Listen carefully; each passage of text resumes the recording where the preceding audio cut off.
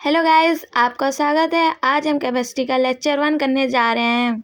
Lesson 1 विलियन molar अवनमन स्थिरांक क्या होता है। ये क्वेश्चन इम्पॉर्टेंट है, इसलिए आप याद कर लेना, ठीक है। ये क्वेश्चन ऐसे पूछता है, मोलर उन्नयन स्थिरांक से आप क्या समझते हैं, या अंतर पूछ लेगा, तो आप इसको ज़रूर याद कर लेना। चलिए मास्टरमाइंड में देख लेते हैं। देख लीजिए, मास्टरमाइंड में ये क्वेश्चन आया है 2022 में, इसलिए आप इसको याद कर लेना, ठीक है।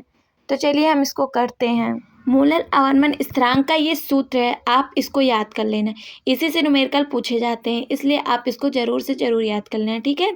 चलिए हम करते हैं। मोलर अवनमन स्थिरांक 1 किलोग्राम विलायक में उपस्थित अवाष्पशील विलयन का 1 मोल घोलने पर विलायक के हिमांक में जितने की कमी होती है उसे हम मोलर अवनमन स्थिरांक कहते हैं।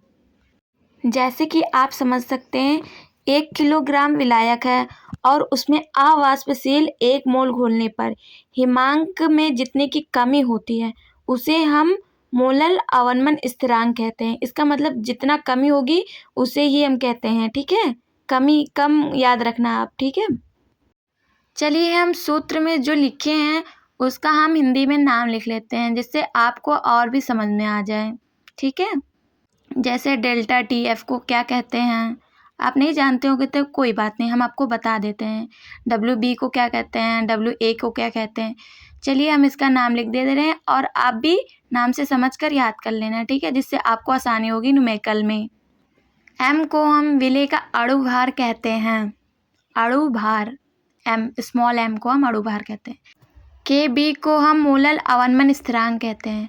गाइस यहाँ पर के बी नहीं होगा, के एफ होगा, तो आप सही कर लेना, ठीक है। मोलर अवनमन स्थिरांक को के एफ कहते हैं और के टी एफ को हम मोलर अवनमन स्थिरांक कहते हैं, ठीक है।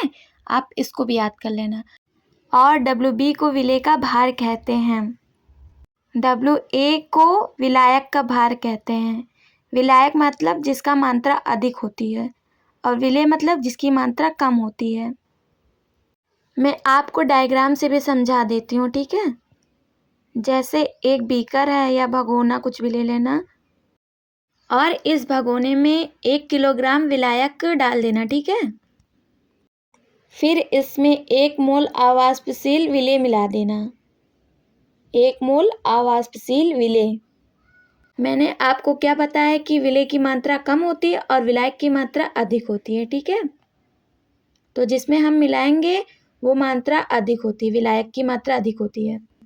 तो 1 किलोग्राम विलायक में उपस्थित अवाष्पशील विलयन में 1 मोल घोलने पर विलायक के हिमांक में जितने की कमी होती है उसे हम मोलर अवनमन स्थिरांक कहते हैं, जितने की कमी होती है। आई होप आपको ये आंसर समझ में आया होगा। तो चलते हैं दूसरे क्वेश्चन की ओर। ये क्वेश्चन भी सेम ही है, जैसे आप मोलर अवनमन स्थिरांक पढ़ें, ये क्वेश्चन भी वैसे ही है।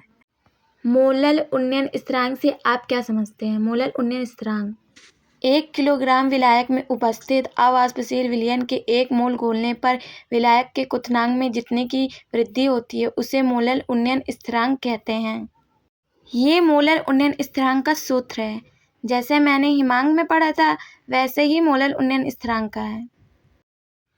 चलिए मैं आपको इसका भी डायग्राम बना के समझा दे रही हूँ, एकदम सेम रहेगा, एकदम सेम, आपको कंफ्यूज होने की ज़रूरत नहीं है।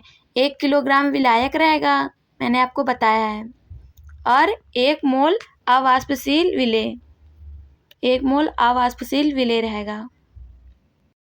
1 किलोग्राम विलायक में उपस्थित अवाष्पशील विलेय के 1 मोल घोलने पर विलायक के क्वथनांक में जितने की वृद्धि होती है उसे हम मोलर उन्नयन स्थिरांक कहते हैं। इसे हम Kb से प्रदर्शित करते हैं।